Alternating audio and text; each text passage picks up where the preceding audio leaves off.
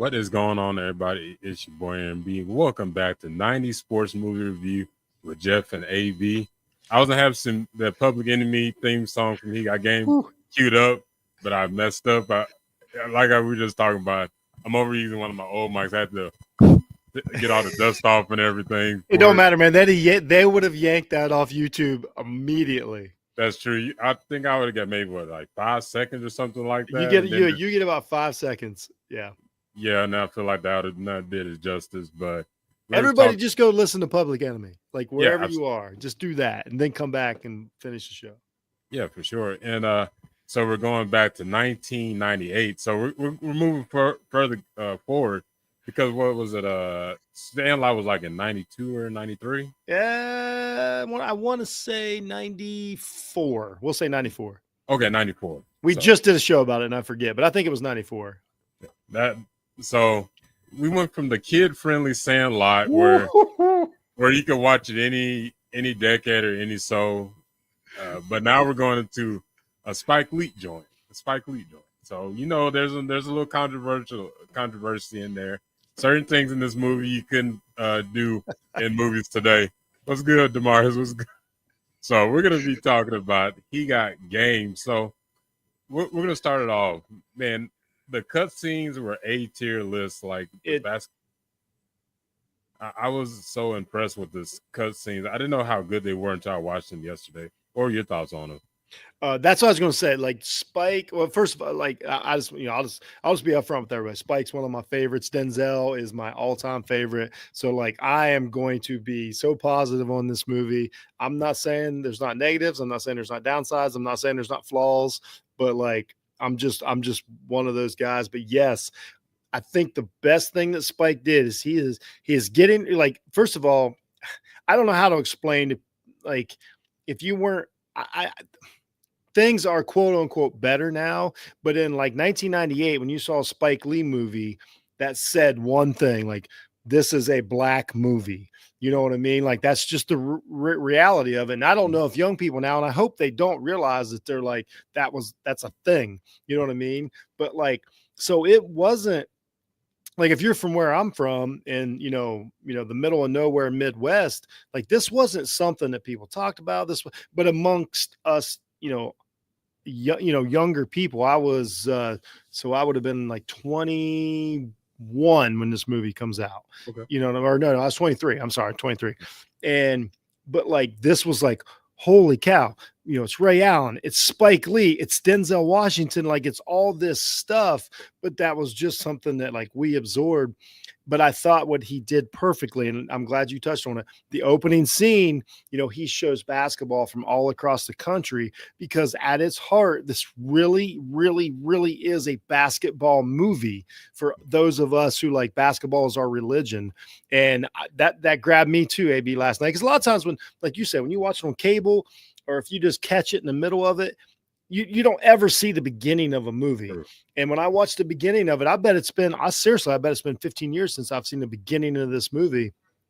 I was like, man, Spike nailed it right off the bat. Because what he said was everybody's invited.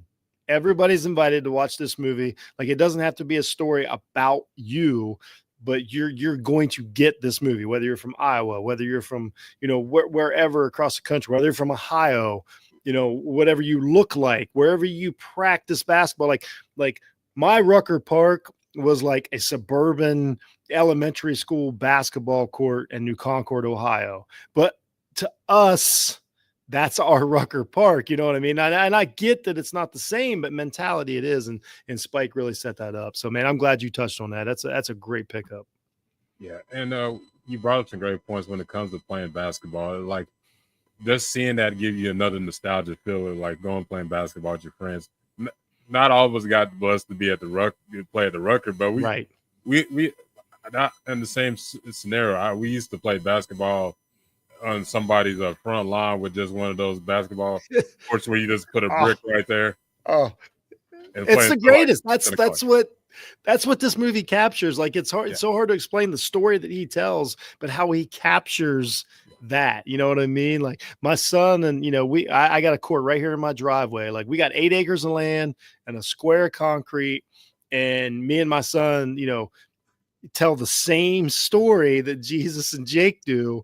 You know what I mean? On 3 yards of concrete in the middle of nowhere. And that's what's so, credit to Spike for, he's always been great at telling human stories and building characters in a short amount of time. And in this movie, it's like, it really just comes across of like, if you like basketball or love basketball, you get it. Or and then like as I've got older, like it becomes a story about fatherhood and sons and all these other things. But it at its heart, it's really a story about the bonding that is basketball, that we still talk about, whether we're in a group chat or whether like you might watch a game. Like, I'm sure you've watched a million. I assume you're a Spurs fan. I know that, right? Mm-hmm. You've watched a million games and like you've seen the highest of highs and the lowest of lows. But that's a bonding experience. Like there's certain this movie is the same as when what we call is everybody's watching a basketball game together. Like, you know what I mean? Like when everybody's like, man, this game is this and this game is this, and it's like 3 minutes left in the game and the whole country's watching it together, and we're commenting on it together, and we're texting each other about it. This movie captures that, but in 1998, before any of that ever happened. So cool, like that it catches the bond that basketball between us. Yeah, absolutely. And this is the answer to this comment: boo to Spurs. We don't do Spurs slander over tomorrow. Yeah. Come on, man. You know what though? We appreciate you watching, Damaris. That's absolutely, really cool. bro. Appreciate it. But yeah, and the next thing about this movie, you've seen the beginning and everything, is where you see Jake, who's played by Denzel Washington, Ooh. where you get into that scene where he's a part of Mad Nation. Boo. I'm not, anyways, but you see him talking to the warden and everything, and they talking about like, okay, we could minimize your sentence if you can get your son, Jesus Shuttlesworth, who's played by Ray Allen, top player in the nation, to Big State. That's what they threw me off about Spike Lee. Couldn't come with it like a some made up university. He said Big State, and then you got you.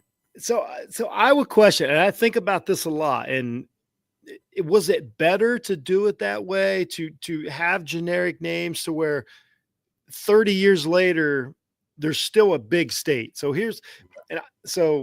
I'm the same way, but then I'm like, wait a minute. So wherever you live, there's a big state. I'm Ohio State. You're Texas. Your big state's Texas. You know what I mean? That's like, and then like when they said tech, like if you're, I'm sure there's people that are like, oh man, we've got a tech, which means like that's the next tier team, but like the up and comer. So like there's Texas Techs, and we've got, you know what I mean? Like in things like that. So it's like, maybe it did work, or maybe it was silly. So. Yeah, because that was some nitpicking stuff about that part, but then you see coming in there is a Jim Brown, who's playing as one of the POs. He's hard as nails, Jim Brown. There's a lot to, man. We could do a whole podcast on like Jim Brown is really a Jake Shuttlesworth person. Like Jim Brown wasn't a perfect human being, but he was also, he did a lot of great things, and he was a great athlete, and he meant a lot to a lot of people, but he also wasn't perfect when it came to, how he treated females and things like that. And like, there's a lot of like, I just try to imagine the conversations that Spike and Jim Brown would have had about the character of Jake Shuttlesworth. But Jim Brown was a perfect thing for it. And again, this is one that I don't know if a young person now even knows who they're looking at, as opposed to me, this version of Jim Brown, you know what I mean? Like we're all aware of him. I live in Ohio. So like, everybody in Ohio knows who Jim Brown was, but like, he's a polarizing figure. I thought it was a great choice by Spike to put Jim Brown in this character. Yeah. I would say most of the athletes that are actors did a really good job. Ray Allen did a really good job. Yeah. We can talk about it all night, but Ray Allen's not a perfect actor in this, but the one takeaway from this is him and Denzel both, the authenticity of how they played basketball is what makes this movie work, because if you like one of my favorite movies all time, and maybe we'll cover it sometime, like Above the Rim. One of the actors are off the charts, like it's way better and all these things, but the basketball is not authentic because they're just not that type of athlete. They're not the size, the speed, and all this. And so this movie, what a great choice by Spike to pick a real basketball player, because in the basketball scenes, it didn't have to be over edited. You didn't have to have trick photography. You didn't have to lower the rim. It's Ray Allen. Like, I don't know if I can tell you all stories about 1998 Ray Allen, but that dude was a monster. And so I thought it was the right choice to take and you gotta think too, like Ray Allen was playing a 17-year-old in this movie. 17-year-olds are dumb. Like they aren't full developed people. So it would have been weird if like a really good actor would have played a kid, like, kid, he didn't have like a 17-year-old. Like right now, you take the best basketball player in the country at 17 years old. He's got so much going on, like, but he's not a well-rounded human. Like he's just a kid. And so I thought that actually helped. But of course, again, what am I saying? Spike Lee knew what he was doing. Like, what am I really saying there? But no, I thought Travis Best had a great performance. As the teammate of Ray Allen. So I thought he did a great job. I don't know if anybody even remembers Travis Best that's watching this, but like he was fun to watch in college, had a decent career in the NBA, but I thought he did a really good job. Yeah, you actually got into what I was going to ask you is, can you name the starting five for the Lincoln Rail Splitters? But who was it? You had Booger. Yeah. And then you had John Wallace, I believe. Was it Walter McCarty? Yeah, Walter McCarty. McCarty was the other one. And I want to be clear. These dudes were ballers, like in college. Like they were first round draft pick ball. Travis Best was really amazing, in college. Had a good career, but yeah, so they picked actual high. Actually, this is, what? Here's an argument we should have. This might be a better starting five than Space Jam. Yeah, the Monstars, dude, made some mistakes, like Sean Bradley, but John Wallace at Syracuse was something else. He really was. And no, I thought Spike did a good job of not worrying about the actors. And like, let me tell you this, like that Zac Efron basketball movie, like that team ain't beating this team. Are you talking about? You see what I'm saying now? Like, I don't care how good the songs are. Like, woof. Like, I really thought it gave an authenticity to, like, basketball players. And I thought they deserved that. And it was cool. And he didn't even throw in like a token. Like, he didn't do any of the trivial stuff that they normally do. And of course, Spike's not going to do that. I know. Again, I keep saying like Spike made the right decision, but he didn't throw in like the cornbread, dude from Iowa that, like, you know what I mean? Like, no, this is what this team would have looked like. I love it. I love this movie. So I know you can't tell. I love this movie so much. I definitely can tell. I'm gonna let you go now. I'm sorry. I apologize. Yeah, you brought up, you could definitely say the authenticity, because a lot of sports movies, sometimes they don't have like actual athletes. They look athletic, but they probably never played football or basketball in their life. So they got, like you said, lower the rim and do cut scenes where it look like, I could do a windmill, but in actuality, I can't even jump. Yeah, and they always lean on like fake dunks and stuff. Like we all know the American History X, one of the worst basketball scenes, and in the history of movie. Like we let Edward, like, but they didn't do that. Spike like had jump shots, but again, this is a movie made by a fantastic movie maker who is also a true basketball fan. So like everything kind of came together and and hit all at once. Yeah, and speaking of basketball fan, all the basketball players back in the 90s, you had Dick Vitale, you had all the coaches and everything. So you had a lot of. It was crazy, man, because that's like the time, like, again, so I'm basically the same age as Ray Allen. He might be, Jesus was coming out in 98, but Ray Allen had played, I think, a year or two in the Milwaukee Bucks. Yeah. So I think Ray Allen might be a year younger than me. So this is literally like Jesus Shuttlesworth is the same age as me, but these coaches, like, they were so famous. Like, I knew every one of them still 30 years later, knew exactly who every coach was. College basketball coaches back then were superstars. I'm not saying this is good or bad. It just was. But Ray Allen, like, was a superstar.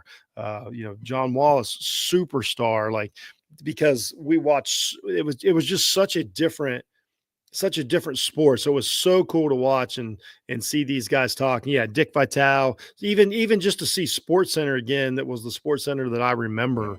All that was it was like opening up a time capsule. It was so cool. Yeah, it almost brought it to you. I was seeing how Sports Center looked back then. Yeah, it was. That's what we lived on, man. Like, that's me and my guy. The Sports Center in the morning. The only hour Sports Center used to be Sunday night. So at this point in time, Sports Center was a half-hour show, and then they replayed it for like 6 hours. Like, it wasn't a constant update. Like, but we kept watching it. Like, we would watch the same Sports Center over and over and over. But that's how, we didn't have the access to the players and the teams and all this. So that's how we got our information. So that was very authentic. I'm glad that Spike put that in there, because it really holds up to how we got our information, how we got our hype and all that back then. Yeah, absolutely. And then I was thinking about what you said, like when it came to head coaches back then, they were all superstars. Most people now probably could name the top 5 coaches in the NCAA basketball.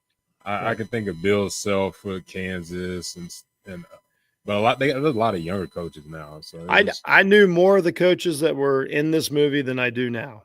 I'll tell you that. Yeah, because you got to think about it. Even the ones in the conference, you're like, I don't remember who coaching who. But again, that was what was so different, and that's what this movie is talking about too. Is like, that's who made the money, that's who got the shoe contracts, that's who got rewarded for getting these players in there. Now it's a different story, and to me, it's better now that the players are getting. But it was just a different time, and it's he really, like, I don't know, man. Like, Spike really captured the moment perfect. Like, if anybody watches this movie, you could be 12. Well, probably shouldn't watch it at 12. Maybe on cable. We'll talk about that in a little bit.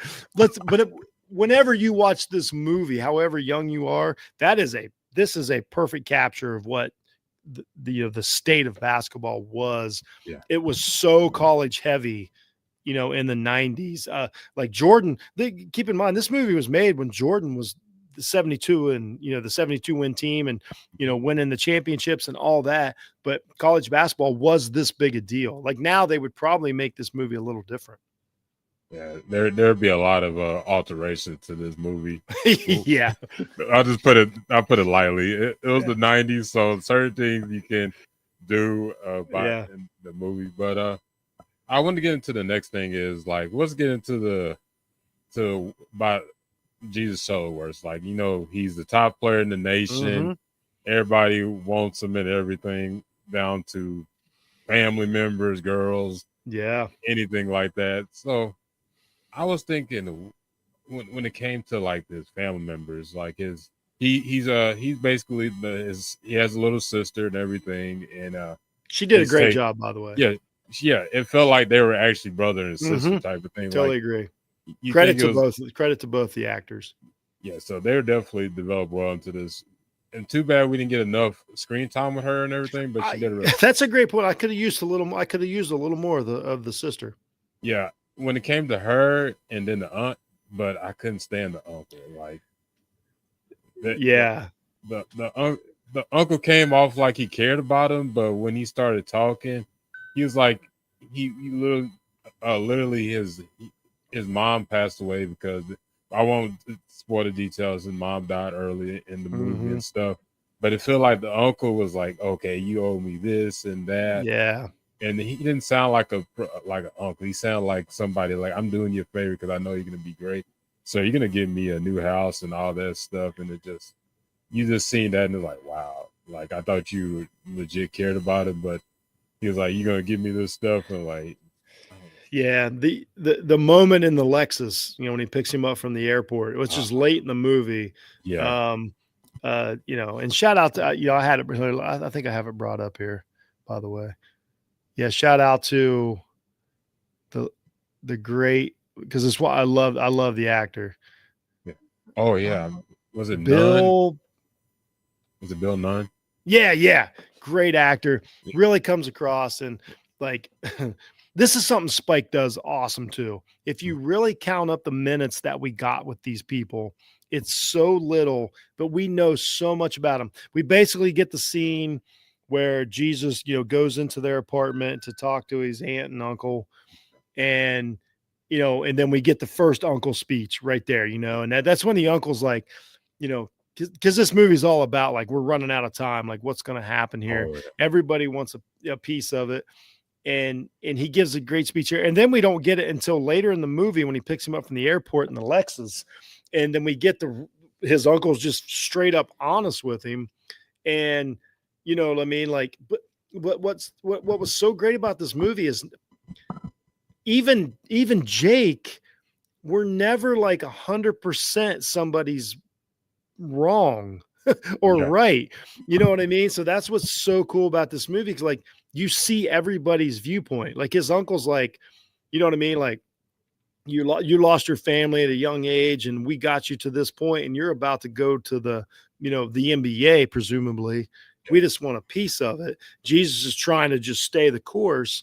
And his uncle's like, well, without me, like you wouldn't even be here. And then, we'll get everybody in the movie is all just about like, well, without me, you wouldn't be here. Like it's all these people, that had a part in keeping Jesus on the path.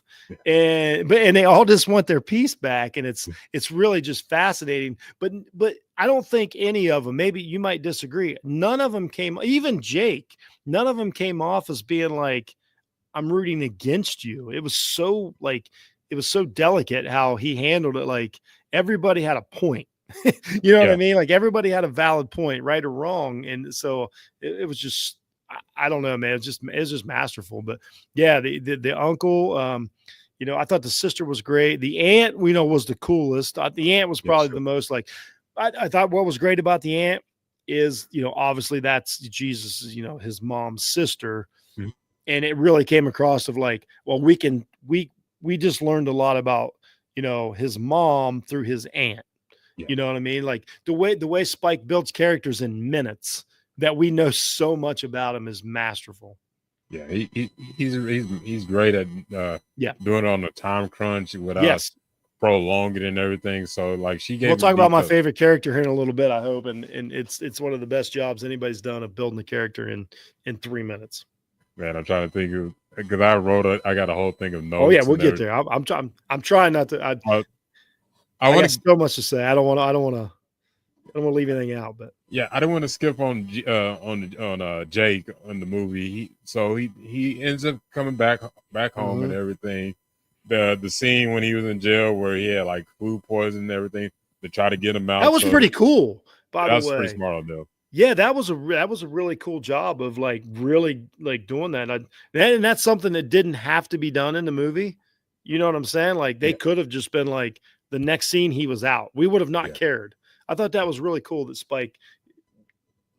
That seemed like Spike had a thought for another movie and was like, I'm just going to go ahead and do this.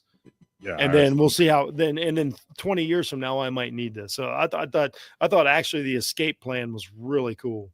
Yeah, it was, because it made a perfect excuse, because the doctor said, he said? He was like, it's that jail food. So they're like, I understand. Yeah. So they got him out. And the conversation they had in the car and everything. Yeah. So I'm saying Jim Brown was just on fire. Jim Brown really, as far as like having the most scenes of somebody that didn't, wasn't part of the main cast, every scene, he just burns it down. Yeah, like this is, man, I don't know, I've watched every Jim Brown movie, but this was fantastic. By the way, that's part of the reason Jim Brown retired from football, is to make movies. I think I want to say the Dirty Dozen was the first one he made after he retired. He thought he was going to be a movie star, but he wouldn't quite bow down to Hollywood like they wanted. Obviously, it's Jim Brown. And so it kind of held him back, but he probably should have been, Sylvester Stallone or Arnold Schwarzenegger. Yeah, but even in the movies he always brought it. Yeah, like brings it hard. Even in was it that Martian movie? Yep. I'm trying to think. It was another 90s cult classic type of movie.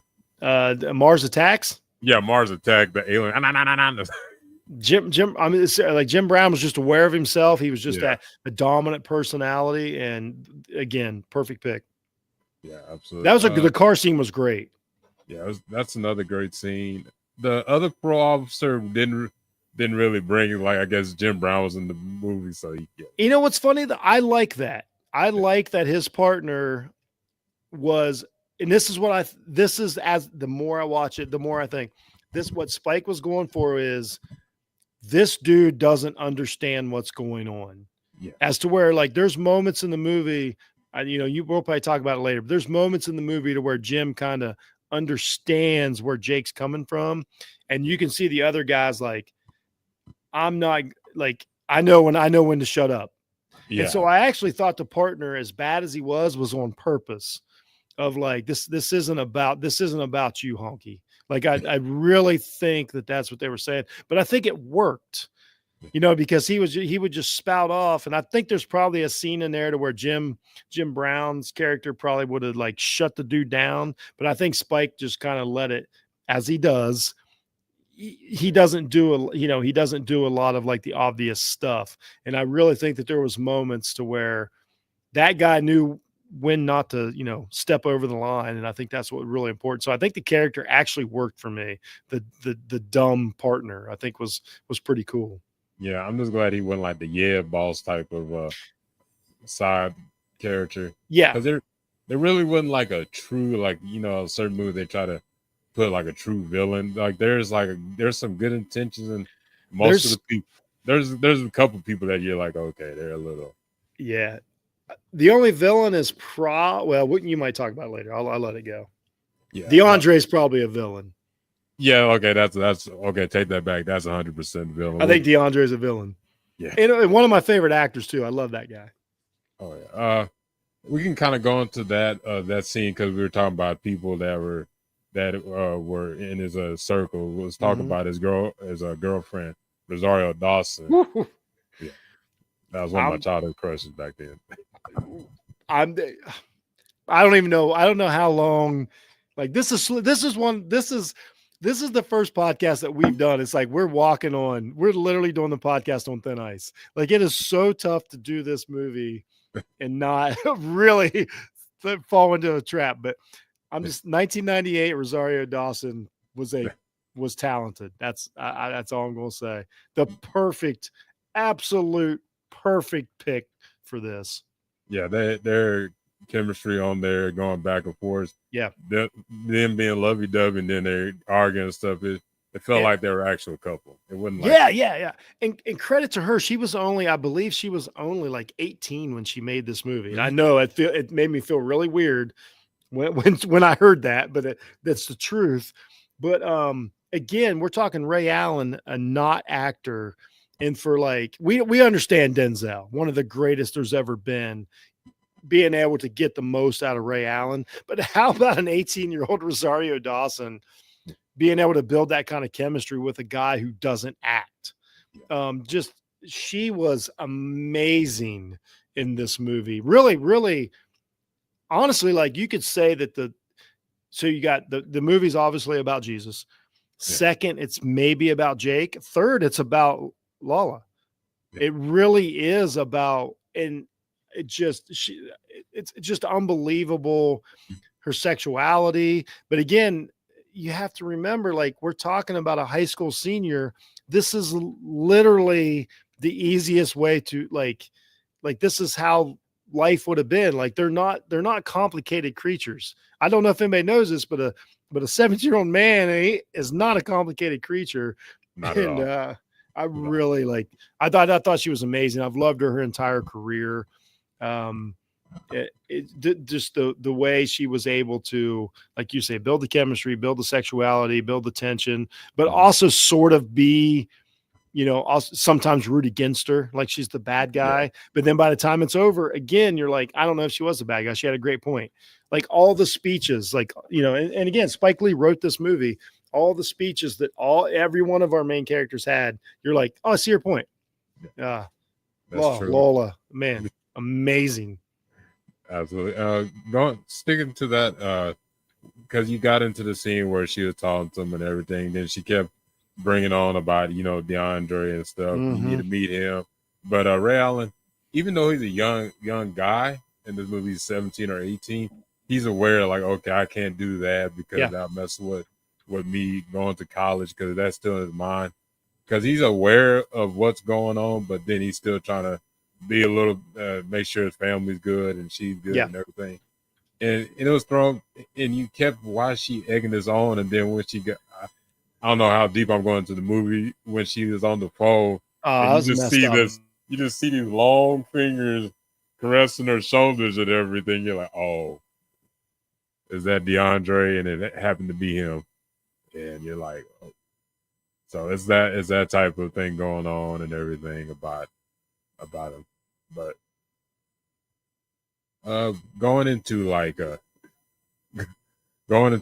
part of whatchamacallit, into the scene with when he went to the mansion and everything to meet Don Pagnotti.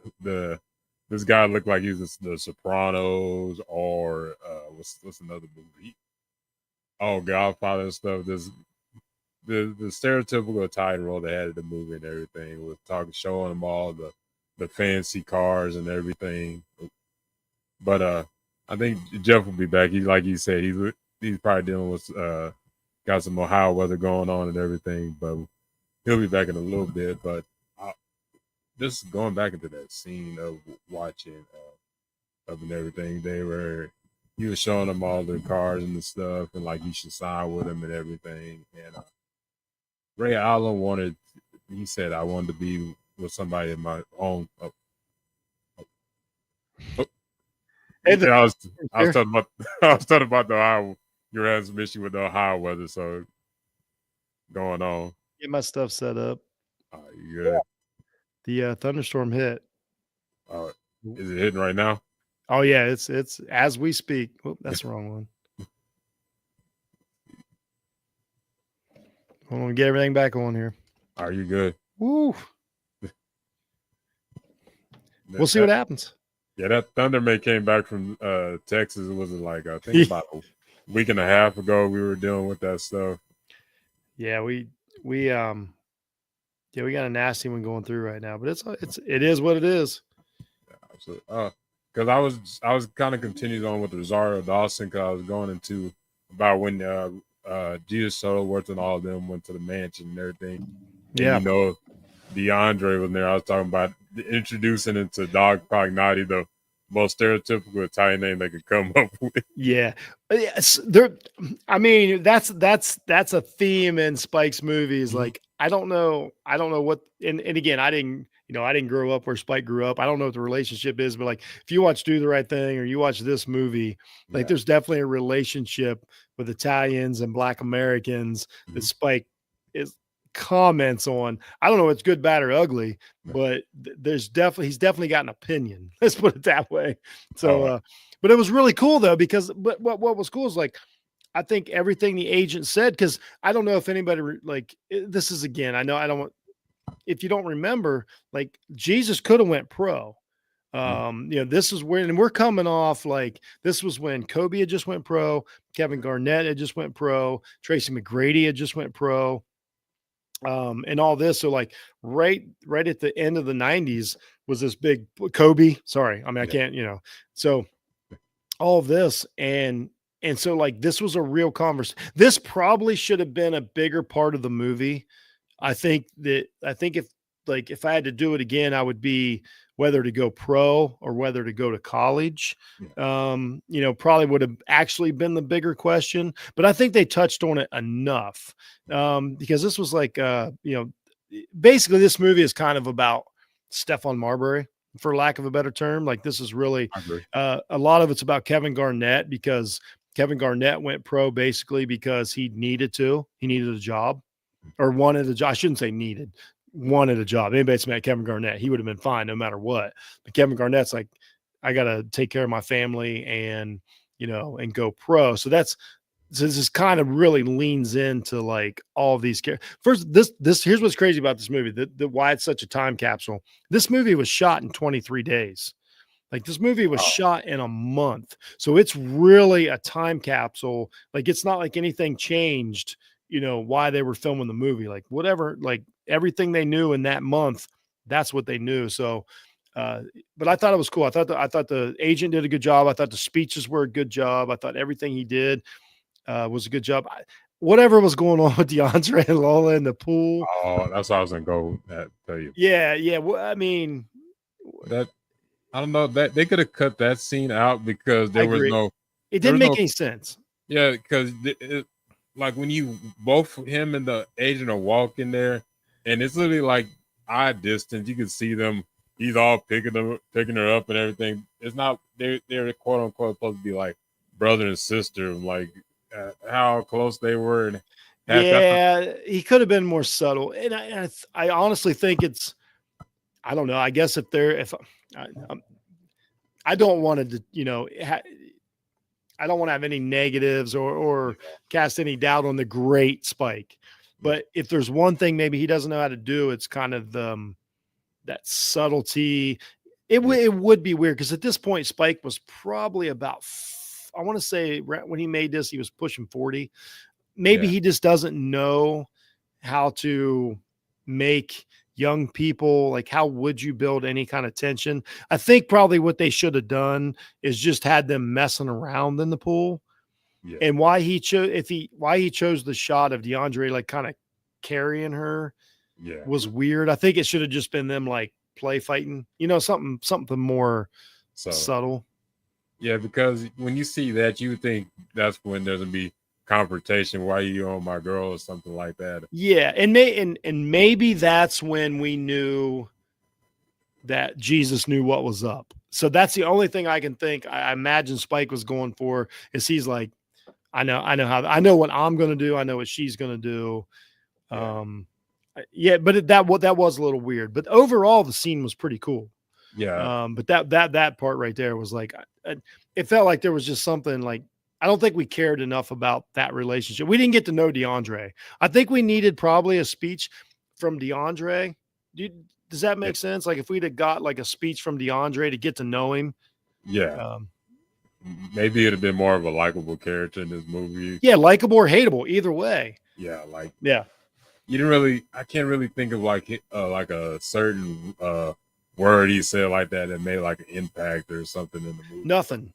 Yeah, he was kind of just like the background character, just kind of be a filler in certain scenes and everything. Yeah. You're right. Yeah, he was a filler. I will say though, he was in one of my favorite scenes when Jake finally kind of has. You gonna touch on that later? I'll wait. Oh yeah, we'll touch on that one. I'm sorry.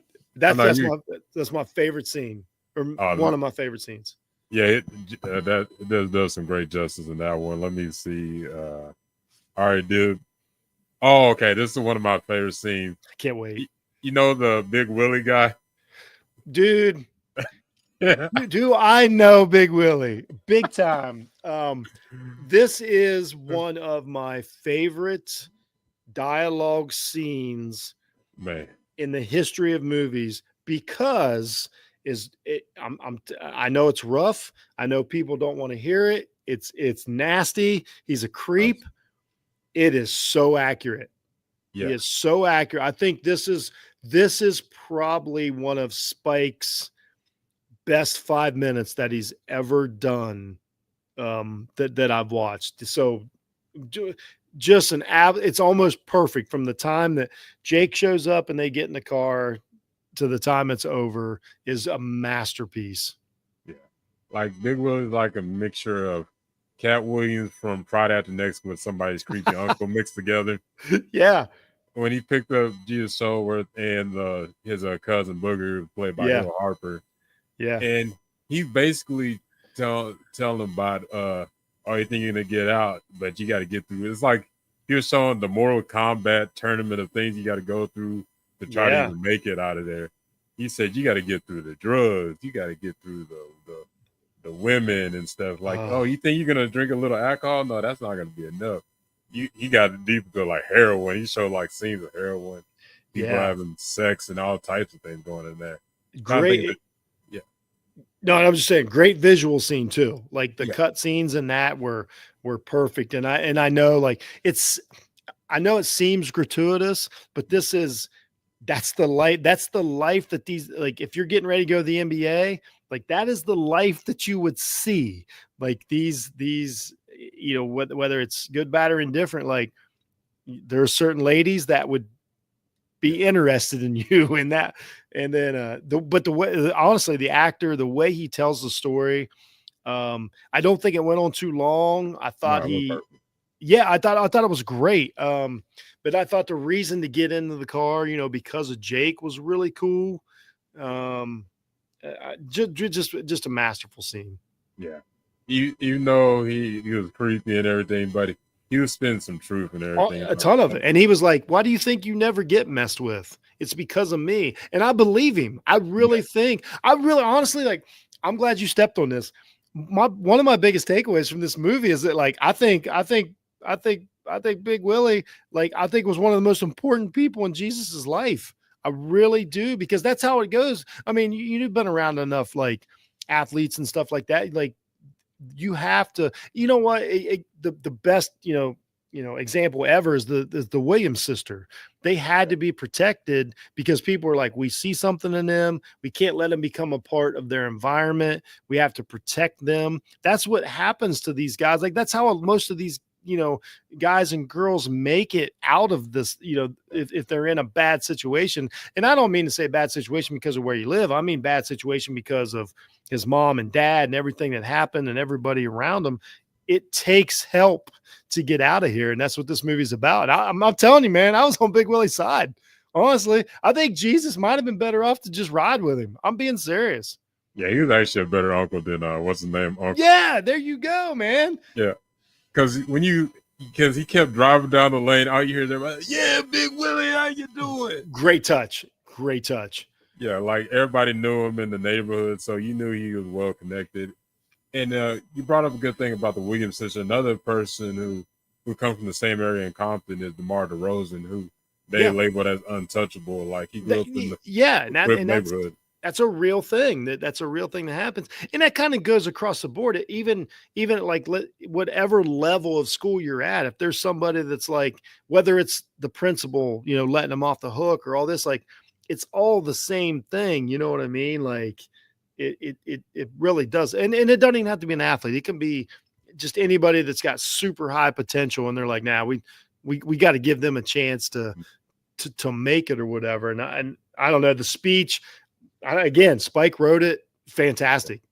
Like, you know, how he's so aware of, like, you know, everything.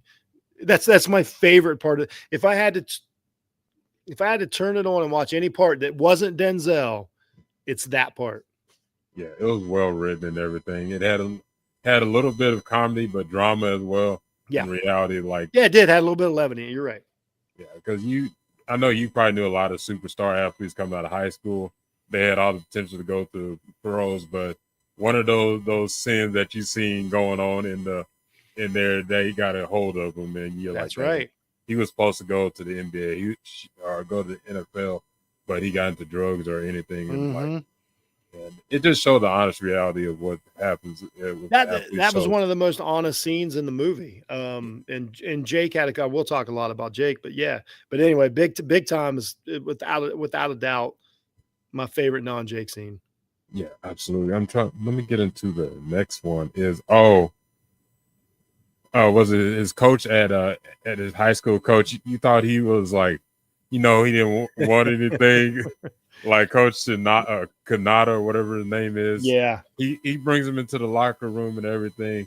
And then he started bringing out these thousands of dollars and stuff, and said, okay, you see how this has been helping you and everything. So now it's time for you to scratch my back and all that stuff. So what you thought about that part of it? So that was weird because that was in a time to where again, this is pre NIL, pre Mhm. like so much stuff, to where we were like, you'd always heard the rumors about these players getting paid and this guy getting the car, but then like, doesn't really happen. So 30 years ago, I'm like, oh, that's just a stereotypical scene. But then what I thought about last night when I'm watching it, I'm like, wait a minute. If they're willing to give, I mean, Cooper Flagg, whatever they would have gave him to play at Duke, I'm like, it would be nothing to give his high school coach $2,000. You know what I mean? To do that. I'm like, man, I was like, man, I bet that was real as hell. What happened? Yeah, I bet that happened a lot, because you see pre NIL, you see these guys with brand new cars and everything. Their families in a nicer neighborhood and everything, but they kind of kept it hush hush and everything. But that happens when like if you're in a top high school, they're gonna make sure. Oh, we're gonna make sure the star player and his family in a nice neighborhood, even so we can have them on this team. So I don't know if you know this, but this basically tells the story of LeBron James. Mm-hmm. So like LeBron James, when he was in high school, like he famously grew up without a lot of advantages, and his dad wasn't around and things like that. And his mom, his senior year, drove a Hummer. Famously, that was a big deal here in Ohio, and it was in her name. It was exactly like Uncle Bubba. Yeah, like it was like Spike predicted this, and that was a real thing. But LeBron didn't care about eligibility in college because he was going pro. And so, his mom, it was legit, you know what I mean? But they're like, she got a loan for a, $100,000 vehicle, even though whatever. So like, that's real stuff that we saw happen. Like really, this story really is so close to LeBron James and Kevin Garnett. It's unbelievable. But LeBron hadn't happened yet. In 1998, LeBron was 8th grader, 7th grader, something like that. So but Spike told the story. It was like ahead of his time. That's Spike, though. That's how he does. Like he sees it coming. Yeah, because a few years later, LeBron, I had a football coach that he played at Toledo. He said literally his teammates came out to see LeBron play at St. Mary. Yeah. At St. Vincent. I don't know. St. Vincent's, both St. Vincent, St. Mary's. Yeah, to go see them. And I remember seeing on ESPN like how packed the crowds were. It was like legit like watching a NBA game. Yep. Seeing it like, oh, this guy is not gonna even. He said he's gonna go to college. No, he's gonna go play it. He was never. Yeah, exactly. So yeah, he's exactly. It tells that story. And like again, as someone that lived an hour away, I know I talk about this all the time. I'm like, this is how it was. Like we all knew LeBron. Like everybody, all these things were real. That's true. And then the next scene. This is the scene where none of this could happen in today's movie. They would have to edit it so much. We're gonna go on a trip to Tech U in ours. And the one that's giving the trip is Rick Fox. The great Rick Fox. Like a dude that I watched play at North Carolina. I've watched everything he's ever done. Really, really good ball player, really good actor. And he's kind of basically telling the story of the White Devil. Let's just face it. Like that is exactly the story they're telling. And Spike didn't take it easy. He did not. Like Spike went in on this one. I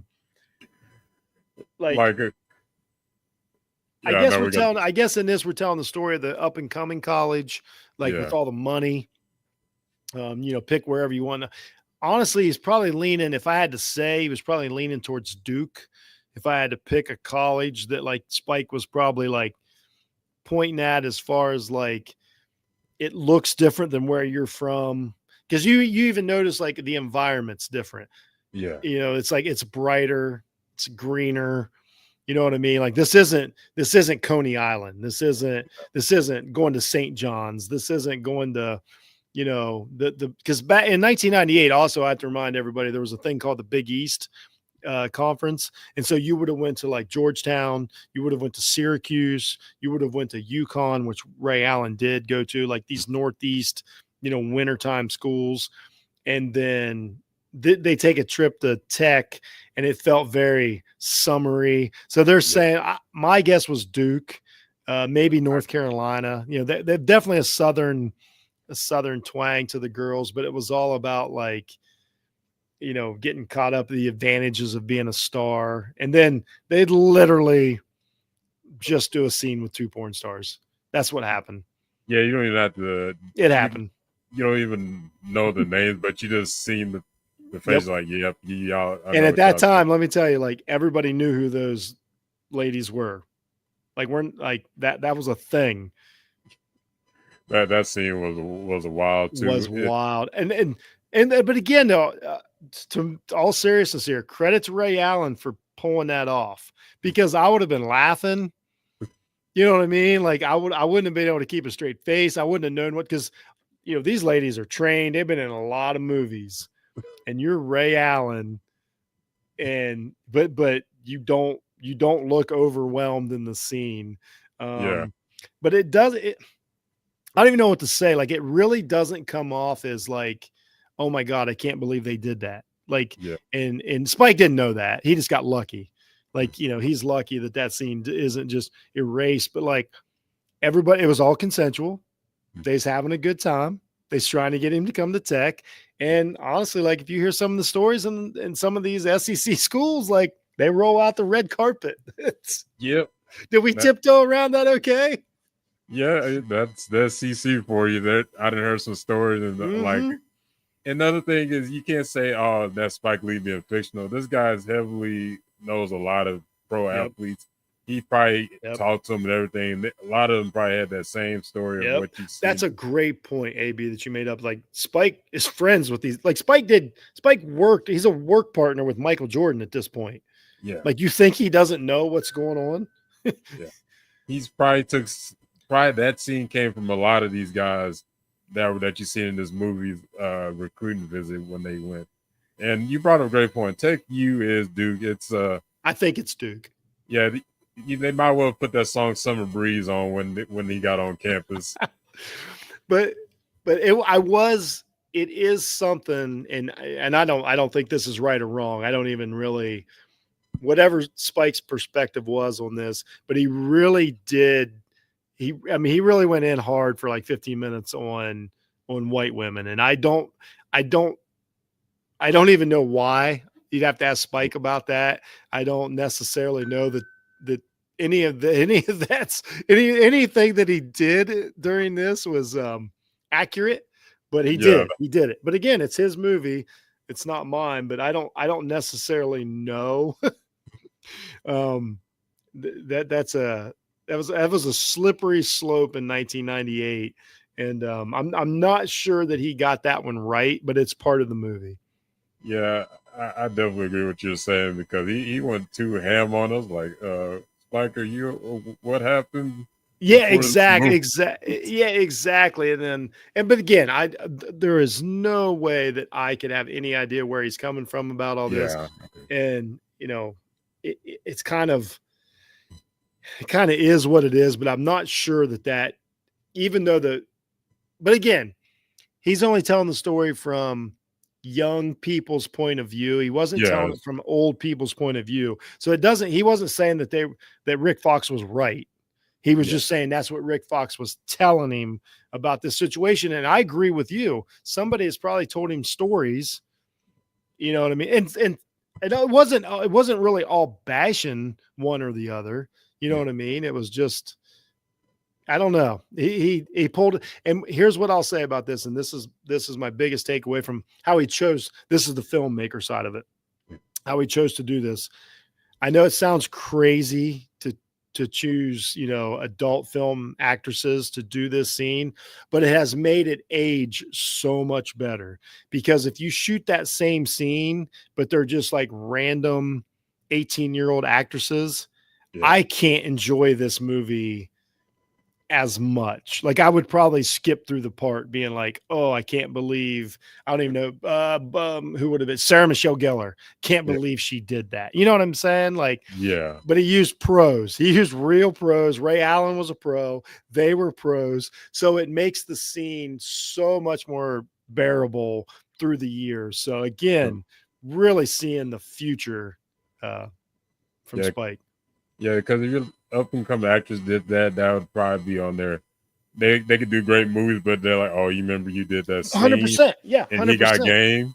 We always remember that. Yeah. So yeah, I totally agree. Yeah, ask Danny Glover how about when he did The Color of Purple. That everybody still can't forget him. That's a different movie for a different time, but yeah, it's the certain roles you up and coming actors couldn't really do. Speaking of Tech, you though, John Turturro, I thought was great. About to go now. I thought it was great. Yeah, go ahead. Yeah, when I see John Turturro, his personality remind me like what he did in Transformers. I know Transformers not the greatest movie, but he just full of energy. He was on there. He's like, I'm gonna eat. You can come to Tech and everything. Oh, he was great. Yeah, because there's certain coaches you've seen personalities that, like you think is over the top, but you see someone like trying to think SEC like Bruce Pearl or something like the more outlandish personalities. Yeah, I kind of got that from him with like a little bit of like a Mike Gundy type of personality mixture with John Turturro's role. So. And again, this was 90s basketball coaches, like the young and upcomers are these like, type A, corny, you know what I mean? But that's how these guys are made. Like they're so, and I really thought like some people don't like this, as the coach, they would have rather had like a Bobby Knight, type, but I'm like, no, he nailed it. Like this is Shaka Smart at VCU. Like this is the energetic up and comer. We're building the team here.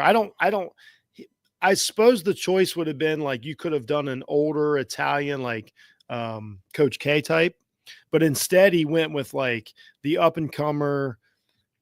If we're trying this hard to get Jesus in here, we're probably just trying to build a team not naturally. You know what I'm saying? Like we're trying to get a bunch of like a TCU or something like that, or SMU. Like we're trying to get a bunch of people to come here for 1 year. In the 90s, there were several teams like that. Like some of them got busted, some of them didn't. But like Rhode Island had a great basketball team for like 2 years. That doesn't make any sense. But whatever, like Jim Herrick and all that. UCLA built a team out of nowhere in the 90s. So that's what I thought that's what came across as like, this isn't a a blue blood team. This is like, we've got the best facilities. That's what they put on the show for him. We've got the best facilities. We've got a big boosters that dumped a bunch of money into this overnight, and we're going to try and win. And I really thought it came across. Because I was thinking about like other coaches. You said like random teams that'd be really great for a couple of years. Like you said, Rhode Island, they had Lamar Odom, they had probably. I mean, why that doesn't make any sense. UMass, remember how good UMass was for a couple of years? The Marcus Camby. It's impossible. Yeah, because he's kind of like that Rick Pitino, John Calipari type of coach. He's going to bring the... Calipari's actually 98 Calipari. That's actually probably where it came from. That's a great comparison. Because when you think the way he looks like one of those guys. Yeah. The energy he brings is like, you can see based on, because if you had like a Bob Knight, this Coach K, but you didn't have that scene where he's out there with Rick Fox, it wouldn't make any sense. You don't go from like this fun time, and then you got the stern coaches like, we'd love to have you here for the next 4 years. So how about they even put like the what the basketball coaches wear now, more of the like, quarter zip, because then everybody was wearing suits. Like it was weird. Like he really came off as like the young, up and coming, energetic coach. And it's funny because I've got a few of those friends in my life that have coached and stuff. And I'm like, man, that's exactly. So again, Spike, like he really told the future in this movie. It's amazing. He really did. Just thinking about those coaches, he's really used to wear suits, sweating. I couldn't imagine them wearing a suit and y'all like moving around. Sweaters, suits. I mean, it was crazy, man. Yeah, I couldn't coach and then have a suit on, and I'm all just sweating and trying to hold on before we do this play. Yeah. Yep. That was coaches back then, but we kind of went back to it earlier. Let's get into the scene. I know we hadn't really talked a lot about Jake, but the scene where you seen about him and he got that scene where he really decks DeMar it was DeAndre. Yeah, DeAndre. Yeah. So Jake had slow played this. He had tried to talk, to Jesus, and shows up in the apartment, and Jesus, like, he's having none of it. You know what I mean? You're not, you're not part of this. So by this time, we know what's happened. We know what Jake's done. But now we're a few days in. Jake's getting desperate, so he's trying to, partner up with Lola, and this is Spike does a great job of developing Jake's character, because as we go through, well, let's be honest, this is Denzel at his best. Like Denzel's, I'm not saying Denzel doesn't have better movies or doesn't whatever, but he's never been any better in a movie than he is in this movie, because he has to carry Ray Allen. He has to keep you on a roller coaster ride of like hate me, like me. And so just a masterful performance by, at his peak, Denzel Washington. And so then he's talking to Lola, he's trying to get him on the side, like, we need to team up, he's getting desperate. DeAndre steps in. And I thought what was so great about this scene, this was the first time in the movie to where we saw Jake, you realize he'd been in prison for 5 years. That's true. Because he just throw punches DeAndre and then elbows him to the ground. And that's when we're like, but what was so, I don't want to say, I say cool about the filmmaking, not about Jake, is that's when we're like, man, we were starting to like this guy, because he had been like, he had a decent conversation with, his son and all this stuff. But then you saw the anger issues that has caused all these problems. Yeah. And it came out, and you're like, that's right. He's just, he's a flawed human being. We've liked him for a few minutes. We've saw him talk to, his neighbor, Mila Jovovich, who with a weird part did a great job in this movie. But then we see him, he's a little rough with Lola, and he knocks out DeAndre, and he really, like, we get to see that side of him, and we're like, that's when because I think part of a lot of this movie, we're like, man, I don't understand why Jesus won't like come around and forgive him, or at least open up a little bit. And then we see that, and we're like, no, this is what he lived with.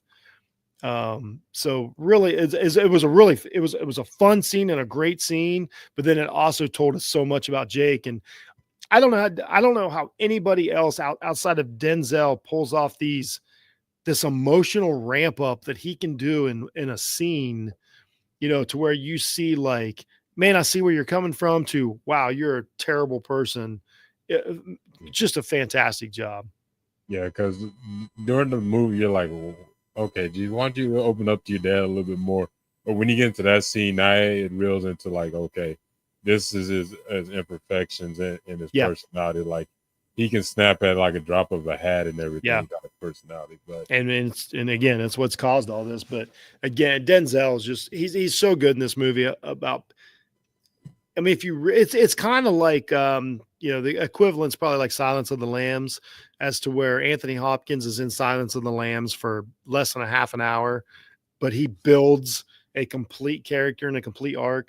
I mean, if you really look at the time that Denzel's in the movie and everything he does adds to the character. There's no wasted effort.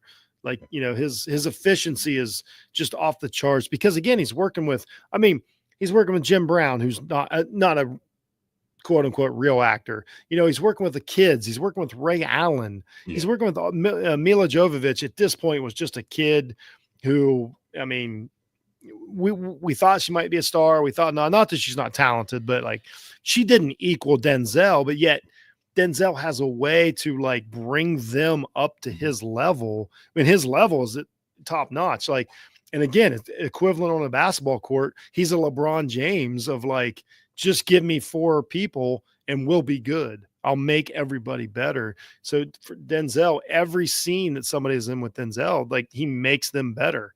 And like, just the way he creates his character, like his motions, his mannerisms, he never wavers. Like it's the only one that's, I mean, he does this in every movie, but like the only thing that's close is like, there was this actually, I'm glad you brought up the scene because I know I'm getting long winded here. Oh no, I'm glad you brought up the scene because after the scene was over, I said that was the starting point of the character that he built in Training Day. That's when I saw like that moment when he kind of went from here, you know, from 2 to 10. I was like, that's the character that he built in Training Day that he won the Oscar for. Yeah, that was a well-deserved one. Like Training Day, Yeah. he goes from 0 to 100 in that movie. Exactly. If you haven't watched that movie, I'd advise. One of my favorite Denzel Washington movies. It's just fantastic. But that's the time to where, because just even leading up to that, remember, like he'd really kept his cool, but he's even like walking down the street and he's drinking the beer on the sidewalk and then he smashes it. Like he's starting to, come unglued a little bit, knowing that like this may not work.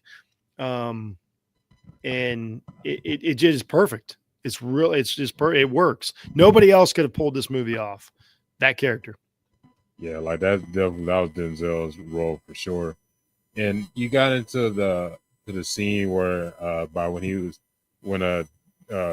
Jesus Showworth was a little kid and everything.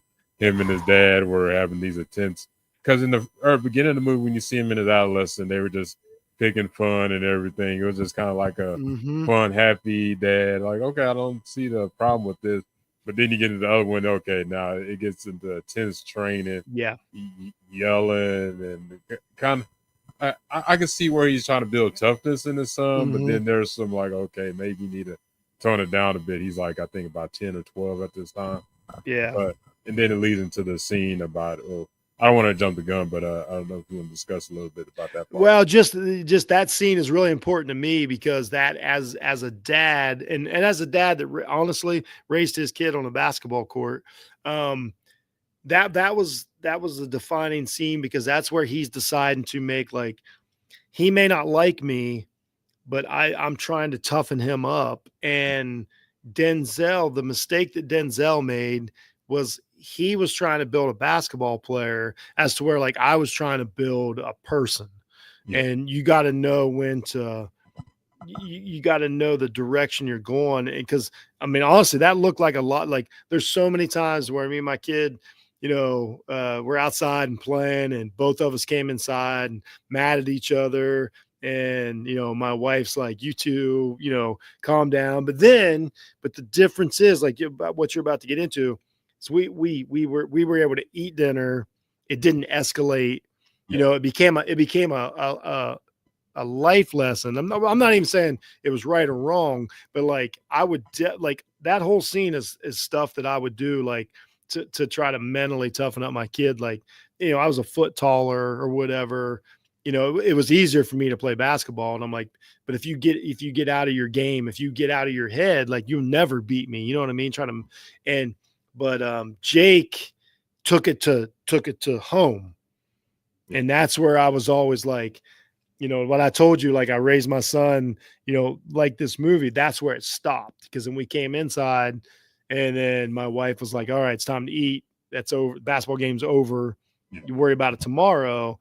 And then we shut it off. And Jake wasn't able to do that, especially, and it turned out tragically.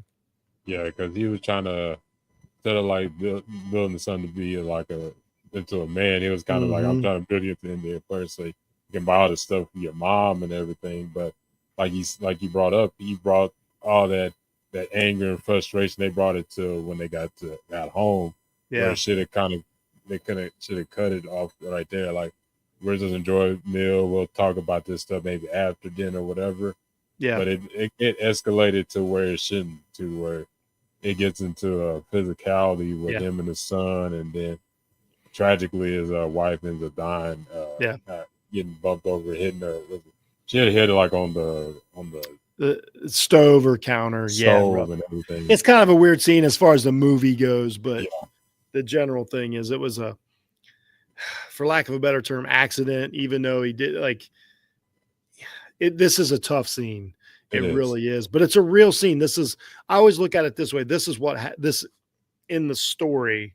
This is what happened. There's no excuse for it. It wasn't an quote unquote accident. You know what I mean? It wasn't something like that, but also it was, it was a moment in time that changed all these people's lives forever, which, like you said, this is where I wish, and I know this wasn't what the movie was about. I wish we could have got a little more into the daughter, because she's going to be just as traumatized by all this, but that wasn't the story that Spike was telling. But this is where Jake, he just pushed it too far for whatever reason.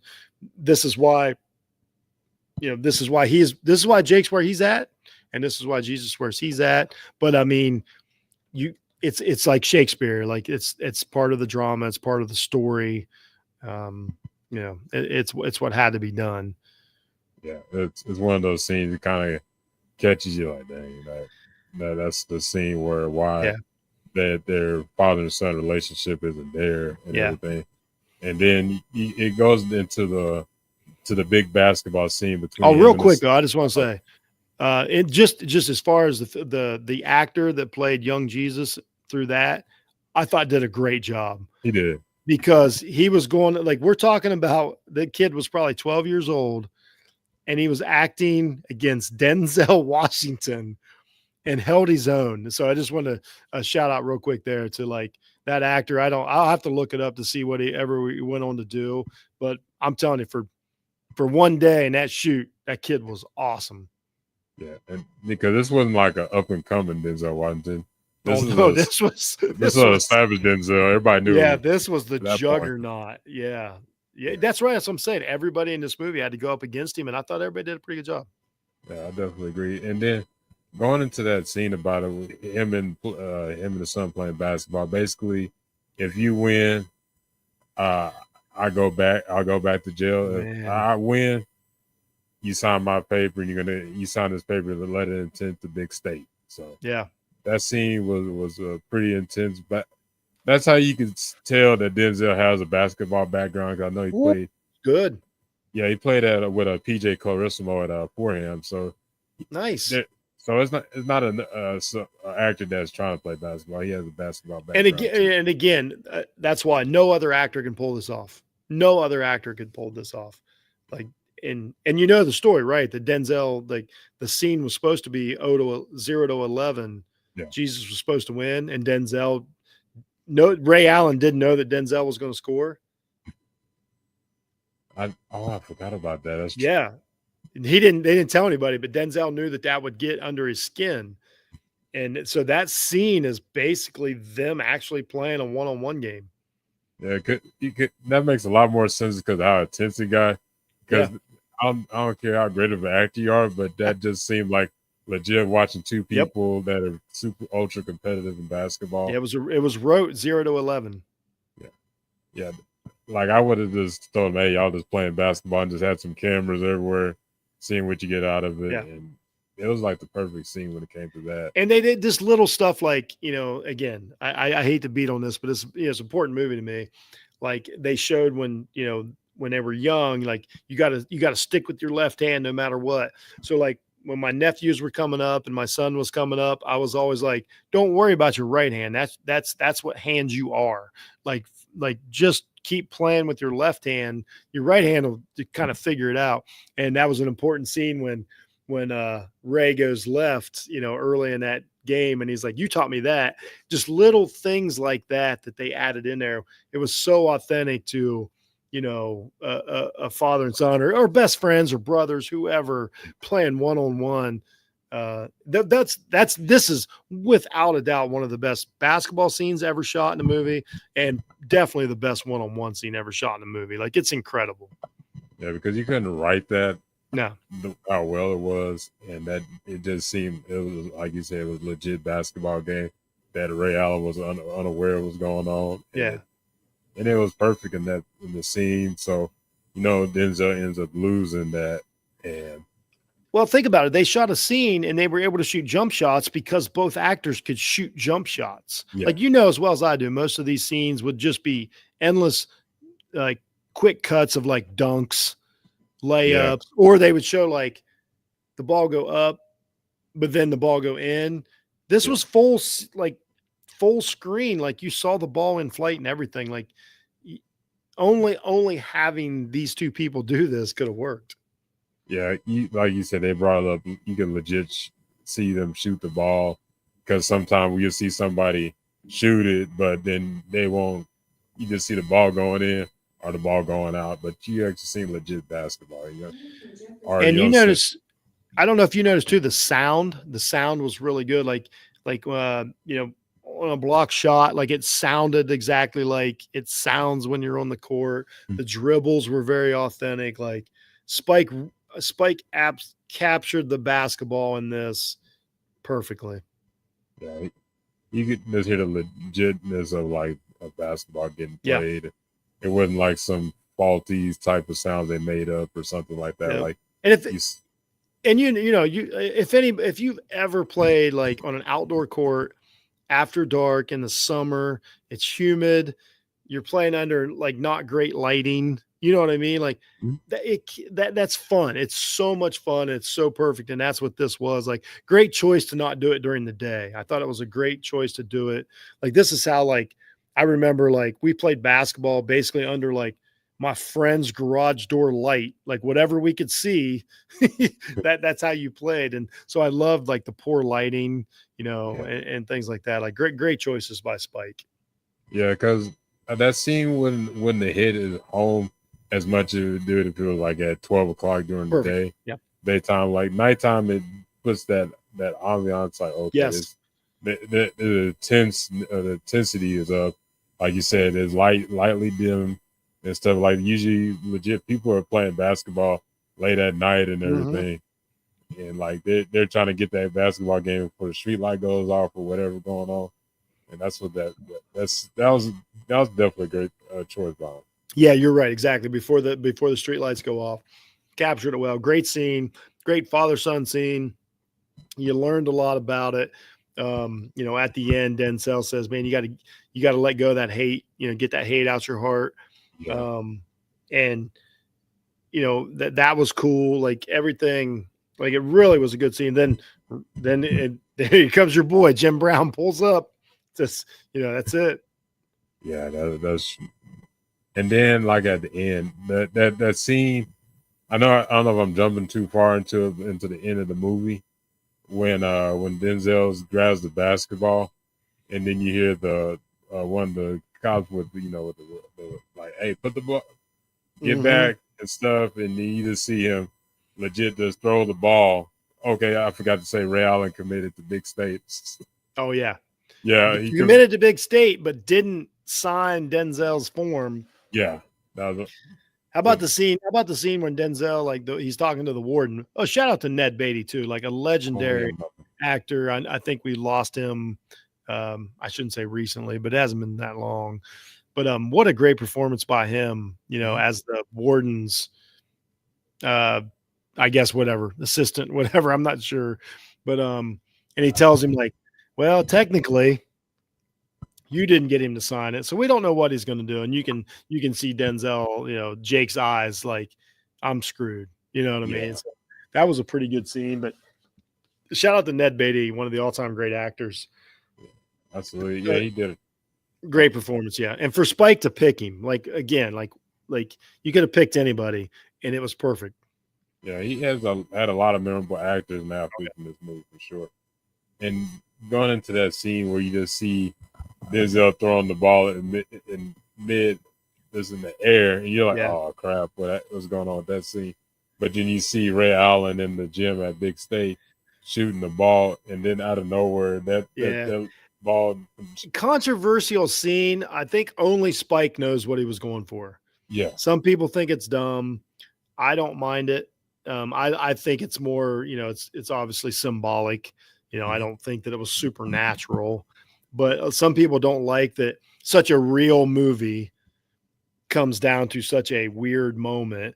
And I kind of like it, as far as like it felt like maybe something clicked. You know what I mean? Like he did, like when he committed to Big State, Jesus says that, they were thinking about his father or whatever. So like something did get to him that night, on the court. Jake knows he's stuck in prison. Like now that he's escaped, like that was kind of a weird thing that they threw that in, that they said he escaped and then they caught him. So like he's probably never getting out of prison. You know what I mean? So who knows what happened with Jake, but like I didn't mind that scene because I thought it was more of like, Jesus taking whatever good parts he could from his dad and not living his life. Like he didn't, this is what we always talk about. This is what happened to Batman. He becomes, he cannot get past like the tragedy. And maybe I would like to think that maybe Jesus like come to grips with it and become Ray Allen. Honestly, like just become Ray Allen. Yeah, that's the best way to put it. Like, I don't know if I would want to see a sequel of that movie. Cause I kind of like the mystique of this movie. Like, okay, what happened? That's fair. Because if I feel like a sequel, it definitely had to be written by Spike Lee. It would have to, it would have to be done very carefully. Yeah, because sometimes sequels will ruin the mystique of the first movie, and I just don't want that. Yeah, that'd be terrible. Yeah, you're right. It's probably better off. How about we just do a movie about Big Tom? Let's just do a movie about Big Willie in Coney Island. We could follow maybe a movie about Lala, like any of that. Yeah, because that's again, there's so many great characters in this movie. Like I'm in. Yeah, you could do spin-off movies on those. Let's do a season about like Tech U. And then in the Final Four, they meet Big State. You know what I mean? Like let's do that one. That could be something right there. I have to write that down. Yeah, you know what I mean? Like let's do something like that. Let's do something in the same universe, but not with Jake. Or I don't know. Let's just do a prison movie with Jake. Like let's just do 3 months with Jake in prison, playing at a prison basketball tournament. I don't know, something like that. That could be something right there. What was I gonna say?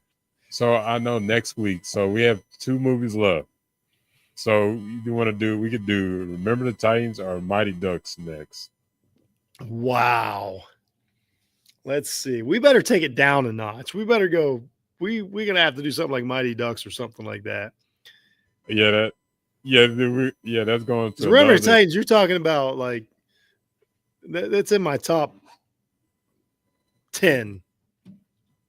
Yeah, we could do Mighty Ducks next week for sure.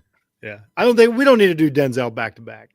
Yeah, but we're definitely doing Remember the Titans. Like people would probably be upset you're not doing Remember the Titans. Yeah. How can you not? One of the greatest. I don't know. I think it's not Friday Night Lights is the greatest football movie ever made. I think. Right. Remember the Titans is right there. Yeah, those are my favorite 2 movies. Maybe it's the Texas Bias to me with Friday Night Lights, but no, that movie's almost perfect. Yeah, like that legit almost brought a tear to my eye. Oh, every time, every time. If you don't cry with Booby in the car, you've never played sports. That's all I can say. And I'm not saying that's a negative. I'm just saying that's a fact. That's true, especially when it comes to getting hurt like he did. But and it's real. I mean, also it's a real person too. We're talking about. Yeah. Well, Remember the Titans is too. Based on both of those based on a true story. And when it comes to Mighty Ducks, I haven't watched that movie in. I can't remember when I watched it, but oh my gosh, I haven't seen that. Here's what's funny. That's not like on my list, like because that came like later in my life to where it wasn't like part of my like world. So like it's a movie that one's one that's just a movie to me. Like it's a cool movie, but I'm not attached to it like I am some of these movies. So it's actually kind of cool. Yeah, it's not going to be like the fashion movies we're watching. Right? No. That doesn't mean it's not good. It doesn't mean it's not good. And it is to somebody. It's important to somebody. Yeah. When it comes to basketball and football, I'm a big fan of those, and baseball. But hockey, I'm kind of on the yeah. But I get it. You know, it's fun. And so probably my biggest attachment is I had a nephew that played hockey, and he was about that age when this movie came out. So it was kind of a important movie around the family. I didn't play hockey, still haven't. never skated in my life, any of that. Sorry. Yeah, but it's still actually a movie I watched last week that was really cool. An 80s movie, Bull Durham. I forgot what a good baseball movie that is. I watched that when I was a kid, and I haven't watched it since. Yeah, you should rewatch as an adult. It's a much better movie. I hadn't seen it in a while. Yeah, certain movies like that you definitely gotta watch when you're an adult, because as a kid you're like you don't understand what's going on. Well, that's what was cool about this movie. You know, He Got Game. It's like I watched it and I was, like I said, I was 23 or whatever.